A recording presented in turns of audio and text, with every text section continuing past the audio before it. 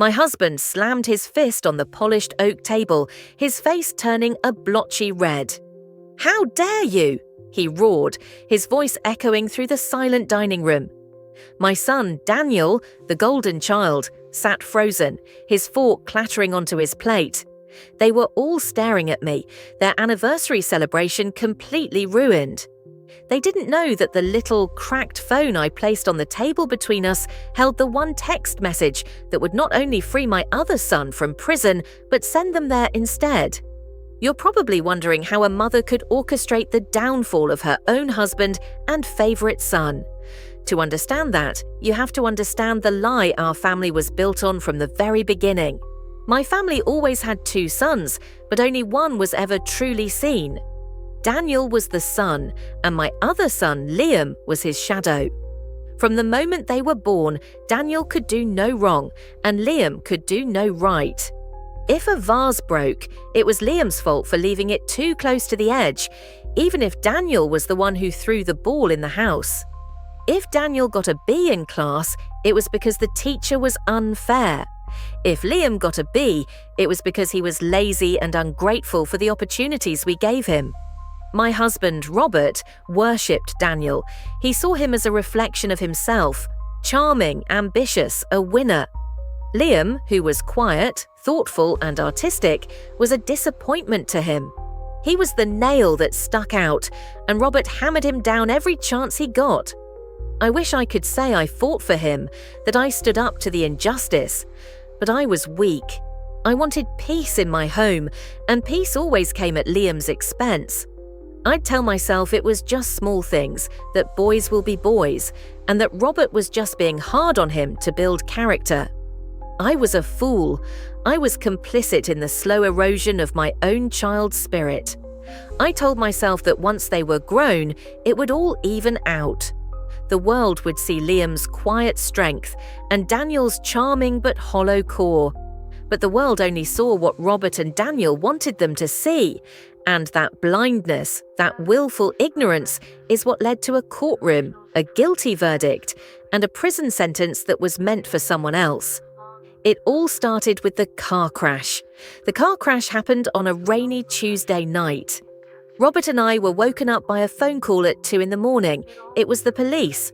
There had been a hit and run just a few miles from our house, and our car, the one Liam primarily drove, had been found abandoned a block from the scene, its front end crumpled. A woman was in critical condition. Before the officer could even finish, Robert was out of bed, pulling on his clothes.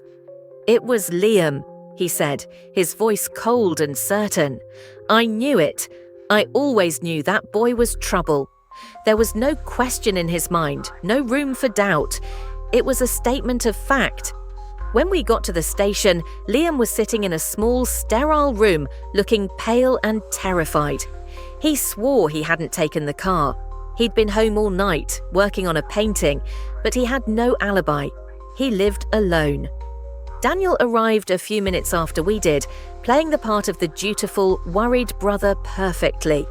He put his arm around me and whispered, "Mum, I'm so sorry." I should have seen this coming. He's been so withdrawn lately, he was already writing the narrative, casting Liam as the troubled loner capable of something so monstrous. Robert just stared at his younger son with pure disgust. "You've finally done it," he said to Liam. "You've thrown your life away and disgraced this family." Liam just shook his head, his eyes pleading with me. "Mum, I didn't do it, I swear." I was at home. I wanted to believe him. Every maternal instinct screamed that my quiet, gentle son was not capable of leaving someone to die on the side of the road. But the evidence was overwhelming.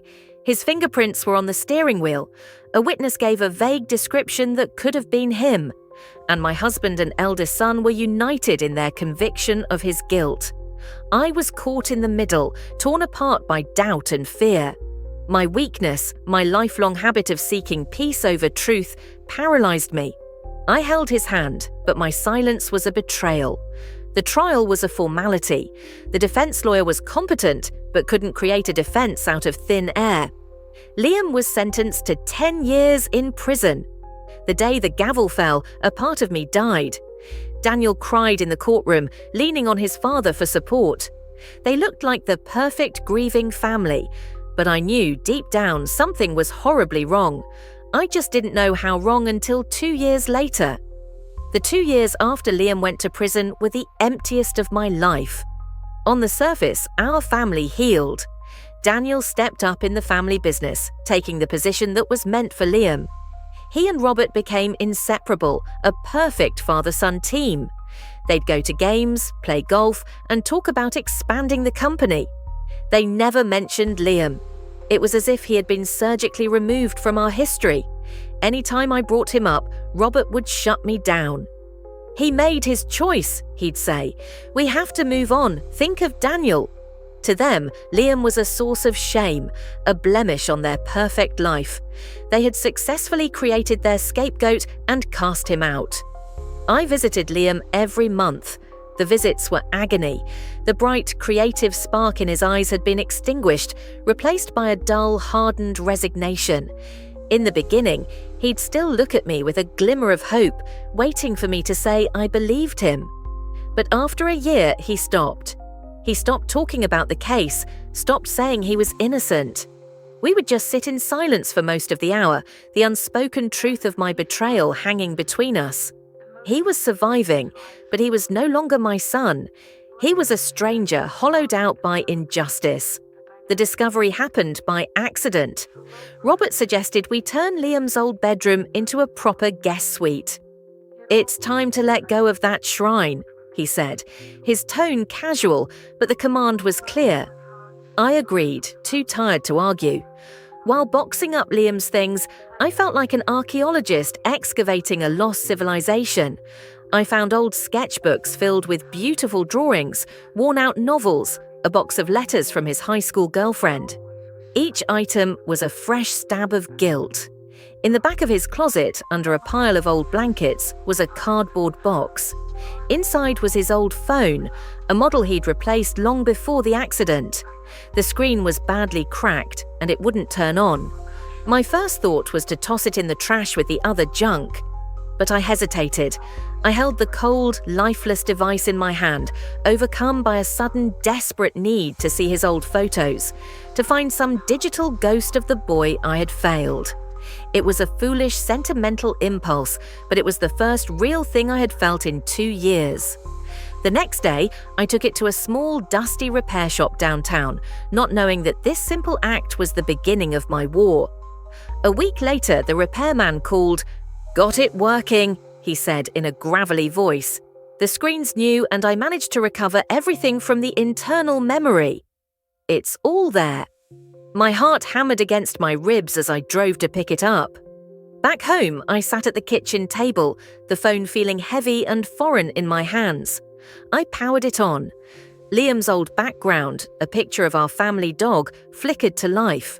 A lump formed in my throat. For an hour, I just scrolled through his photos, watching him grow up again in digital squares.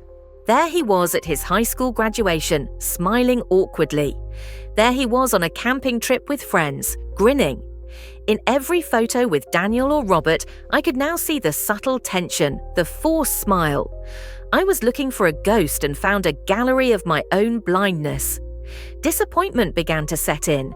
It was just an old phone, filled with old memories.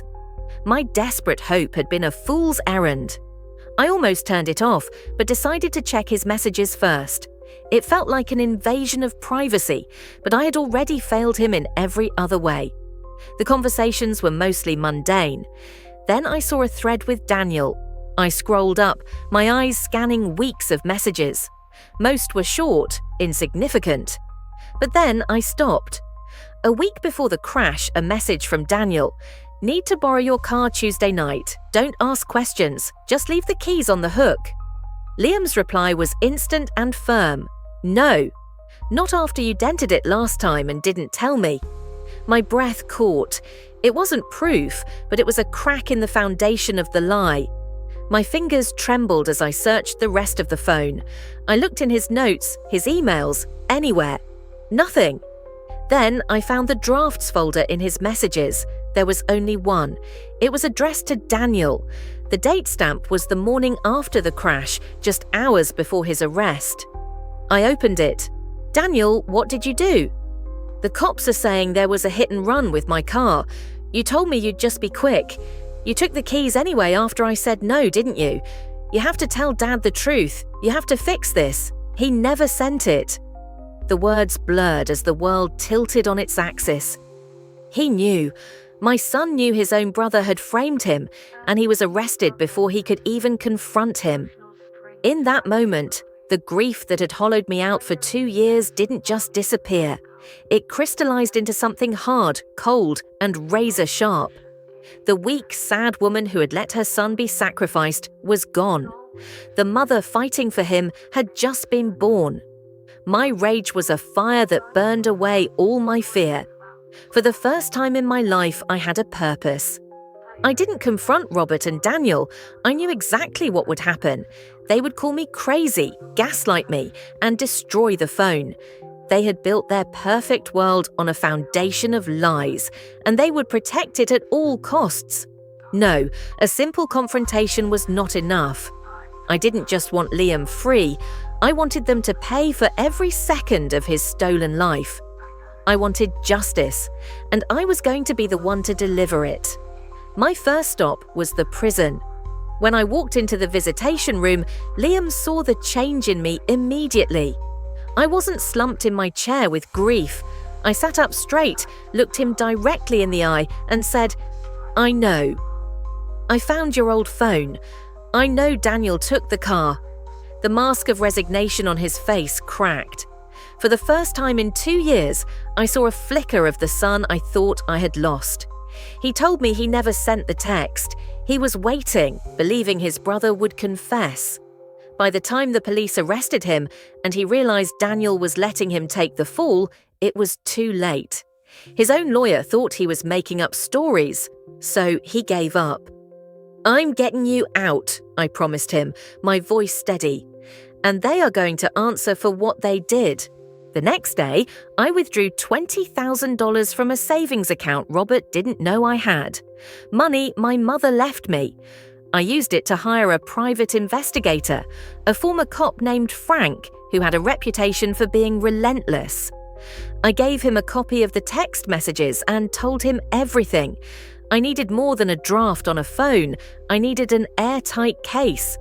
His first job was to find out where Daniel was on the night of the crash. Frank was methodical. He started digging into Daniel's life, his credit card statements, his social circle. While he worked, I went home and played my part. I was the quiet, agreeable wife. I listened to Robert brag about Daniel's latest business success. I watched them laugh together, so confident in their world, never suspecting that the woman who served them dinner was meticulously planning their annihilation. 2 weeks later, Frank called. His voice was grim. "I found her," he said. "The woman Daniel hit with the car. She wasn't a random pedestrian, and I think I know why he never stopped. I met Frank in a quiet corner of a diner." He slid a thick manila folder across the table. "You were right about your son," he said, his voice low, "but you were wrong about the crime." He opened the folder. The first thing I saw was a photograph of a smiling young woman. Her name was Jessica Riley. She survived the crash, but she has a permanent brain injury. She can't speak, can't walk. Her family thinks it was a tragic, random accident. He paused, letting the weight of his words sink in. "It wasn't random. Jessica was an accountant at your husband's company." The air left my lungs, Frank continued, laying out the ugly truth piece by piece. Jessica had discovered that large sums of money were being funneled from the company into a secret offshore account. She had traced it back not just to Daniel, but to my husband Robert as well. They had been embezzling from their own business for over 5 years, stealing millions. Jessica had confronted Daniel, telling him she was going to the police. He begged for a meeting, a chance to explain. That was why he needed Liam's car that night. He wasn't going on a joyride, he was going to silence a whistleblower. The hit and run wasn't an accident, it was attempted murder. Frank had found emails Jessica sent to her sister, detailing her fears about the meeting. He had obtained the bank records for the secret account. He even found a co-worker who overheard a heated argument between Daniel and Jessica the day of the crash. The picture was complete, and it was monstrous. My husband hadn't just covered for our son's horrible crime, he was the reason for it. Their entire lives, their success, the pedestal they placed Daniel upon, it was all funded by theft and cemented by violence. Liam wasn't just a scapegoat for a single crime, he was the sacrifice they made to protect their entire corrupt empire. I felt a strange calm settle over me. The shock was so profound, it went past pain and landed somewhere cold and empty. I had mourned a broken family, but the family I was mourning had never truly existed. It was a sham, built to conceal the rotten core of the two men I had once loved. I closed the folder. "Thank you, Frank," I said, my voice betraying no emotion. "I know what I need to do now." I went home and looked at the calendar. Our 30th wedding anniversary was in 1 week. I would host a beautiful dinner party. I would invite their closest friends and business partners. And there, in the house built with stolen money, I would burn their world to the ground.